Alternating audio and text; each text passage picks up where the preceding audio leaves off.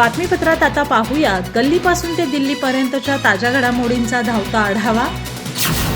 ठाकरे गटाकडून रायगड लोकसभा मतदारसंघासाठी अनंत गीते यांना उमेदवारी देण्यात आली आहे। उद्धव ठाकरे यांनीच नाव जाहीर केलं असल्याची माहिती अनंत गीते यांनी माध्यमांना दिली आहे। त्यामुळे उद्धव ठाकरे गटाकडून लोकसभा निवडणुकीची जोरदार तयारी सुरू झाल्याचं स्पष्ट झालंय। या पार्श्वभूमीवर छत्रपती संभाजीनगरचे माजी खासदार चंद्रकांत खैरे यांनी महत्त्वपूर्ण भाष्य केलंय। मला लोकसभेची उमेदवारी मिळावी ही जनतेचीच इच्छा आहे असं सांगत चंद्रकांत खैरेंनी छत्रपती संभाजीनगर मतदारसंघावर दावा सांगण्यास सुरुवात केली आहे। चंद्रकांत खैरे म्हणाले, मला लोकसभेची उमेदवारी मिळावी ही जनतेचीच इच्छा आहे। शिवसेनेत बंड झाले, आमदार खासदार सोडून गेले, पण मी पक्षाशी एकनिष्ठ राहिलो। पक्षप्रमुख उद्धव ठाकरे आणि शिवसेनेवर टीका करणाऱ्यांना मी न घाबरता प्रत्युत्तर देतोय। खासदार नसलो तरी 5 वर्षापासून सातत्यानं जनतेच्या संपर्कात पक्षाचं काम करतोय। लोकांना खासदार म्हणून मी केलेल्या कामांची सतत आठवण होते। मतदारसंघात फिरतो तेव्हा लोक मला केलेल्या जुन्या कामांची आठवण सांगतात। गेल्या निवडणुकीत झालेल्या पराभवाबद्दल पश्चाताप व्यक्त करतात। चंद्रकांत खैरे म्हणाले, 5 वर्षाचा कालावधी एखाद्या राजकारण्यासाठी खूप मोठा असतो। त्याचा जनतेशी संपर्क तुटतो, पण मी तो कायम ठेवला। लोकांची सातत्यानं कामं केली। पक्षप्रमुख उद्धव ठाकरे यांचं या सगळ्याकडे बारकाईनं लक्ष आहे। त्यामुळे ते योग्य निर्णय घेतील, त्यांचा जो आदेश असेल तो मला मान्य असेल असंही खैरे यांनी स्पष्ट केलंय। शिवसेना आमदार अपात्रते प्रकरणी आज सलग 3ऱ्या दिवशी विधानसभा अध्यक्ष राहुल नार्वेकर यांच्या पुढे मॅरेथॉन सुनावणी सुरू आहे। आजच्या सुनावणीत शिवसेनेच्या ठाकरे आणि शिंदे गटाच्या वकिलांमध्ये चांगलेच वाक्युद्ध रंगले। यामुळे सुनावणीचा काही वेळ वाया गेला। यामुळे संतापलेल्या नार्वेकरांनी दोन्ही गटाच्या वकिलांना तुमच्यामुळे उशीर होईल हे मला सुप्रीम कोर्टाला सांगावं लागेल असा इशारा दिला। शिवसेना आमदार अपात्रतेवर गुरुवारी सलग 3ऱ्या दिवशी सुनावणी सुरू आहे। या सुनावणीत शिंदे गटाचे वकील महेश जेठमलानी यांनी ठाकरे गटाचे प्रतोद सुनील प्रभू यांच्यावर प्रश्नांची सरबत्ती केली। त्याला सुनील प्रभू यांनीही शिताफीनं उत्तर देण्याचा प्रयत्न केला, पण काही प्रश्नांवर ते गोंधळलेले दिसून आले। 21 तारखेला सुरू झालेल्या या सुनावणीत सुरुवातीपासूनच जेठमलानी आणि सुनील प्रभू यांच्यात खडाजंगी होताना दिसून येते। पहिल्या दिवशी इंग्रजी भाषेच्या मुद्द्यावरून आणि त्यानंतर काल व्हीपवरून या दोघांमध्ये चांगलीच जुंपली। आज 3ऱ्या दिवशी त्याची प्रचिती आली। या दोघांमधील वादानंतर शिंदे आणि ठाकरे या शिवसेनेच्या दोन्ही गटाच्या वकिलांमध्ये चांगलेच वाक्युद्ध रंगले। त्यामुळे विधानसभा अध्यक्ष राहुल नार्वेकर यांनी दोघांनाही समज दिली। तुमच्यामुळे सुनावणीला उशीर होईल हे मला सुप्रीम कोर्टाला सांगावं लागेल असं ते म्हणाले। राष्ट्रवादी काँग्रेस पक्ष कोणाचा यासाठी केंद्रीय निवडणूक आयोगासमोर सध्या सुनावणी सुरू आहे। राष्ट्रवादी काँग्रेस पक्ष आमचाच असल्याचा दावा दोन्ही गटाकडून करण्यात येतोय।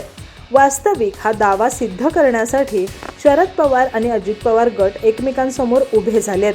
या दरम्यान शरद पवार गटानंतर आता अजित पवार गटानेही लोकसभा अध्यक्ष आणि राज्यसभेचे सभापती यांच्याकडे शरद पवार गटातील सदस्यांना अपात्र करण्याची मागणी करणारी याचिका दाखल केली आहे। यावर सध्या सुनावणी सुरू आहे।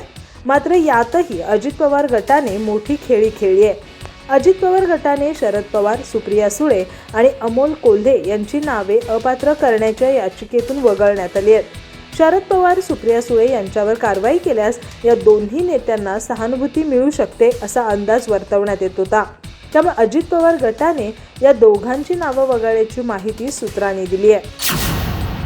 आपल्या समाजाचे प्रश्न आग्रहाने मांडताना दुसऱ्या समाजाबद्दल अपशब्द, आकस नको असं आवाहन आज उपमुख्यमंत्री देवेंद्र फडणवीस यांनी केलं।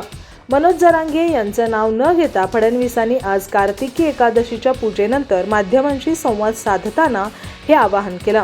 देवेंद्र फडणवीस म्हणाले, समाजाचे प्रश्न मांडलेच गेले पाहिजेत, त्या चुकीचं काही नाही।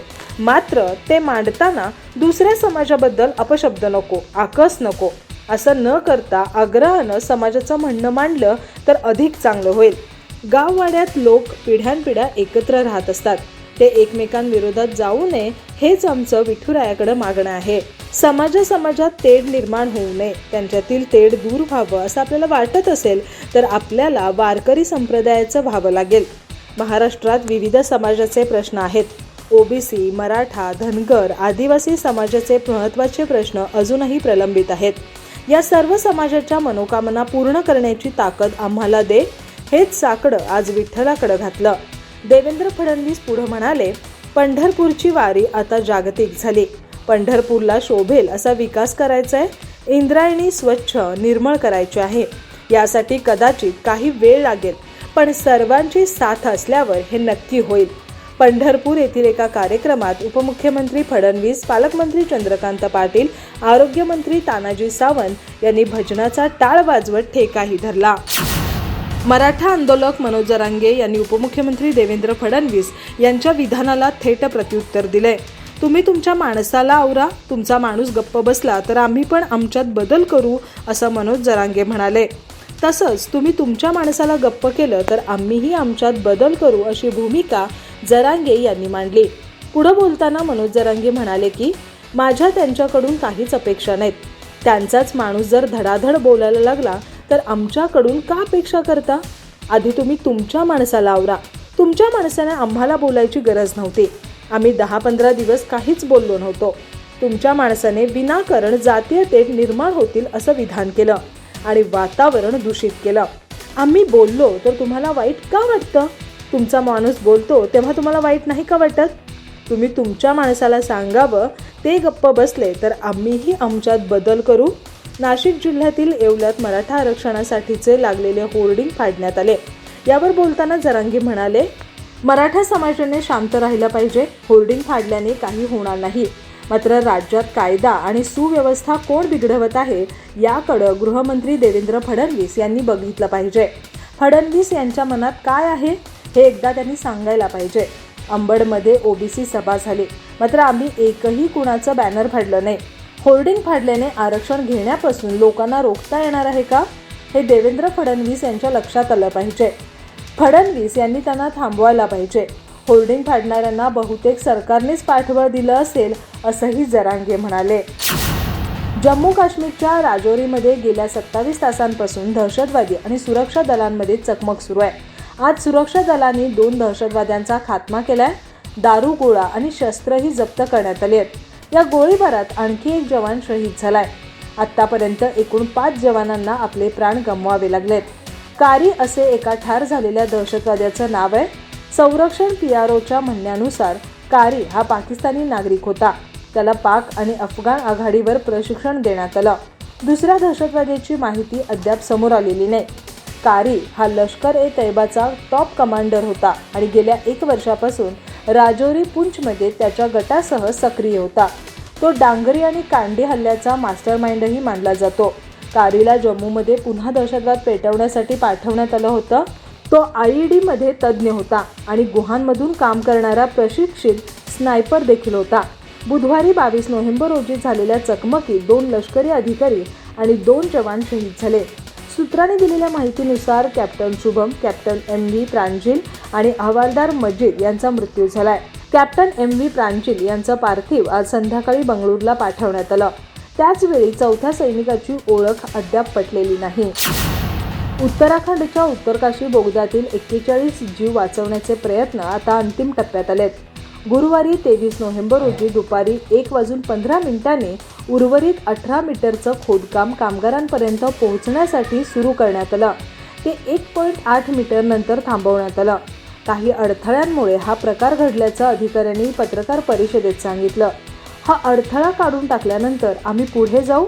तत्पूर्वी पंतप्रधान कार्यालयाचे माजी सल्लागार आणि उत्तराखंड सरकारमधील OSD भास्कर खुल्बे म्हणाले की आम्ही 12-14 तासात कामगारांपर्यंत पोहोचू. त्यानंतर NDRFच्या मदतीनं त्यांना बाहेर काढण्यासाठी 2 ते 3 तास लागतील. 18 मीटर खोदकाम बाकी असल्याचंही खुल्बे यांनी सांगितलं होतं. 6 मीटरचे 3 पाईप टाकायचे बाकी आहेत. 1 पाईप टाकण्यासाठी सुमारे 4 तास लागतील. 18 मीटर खोदल्यानंतरच बचाव कार्य सुरू होईल.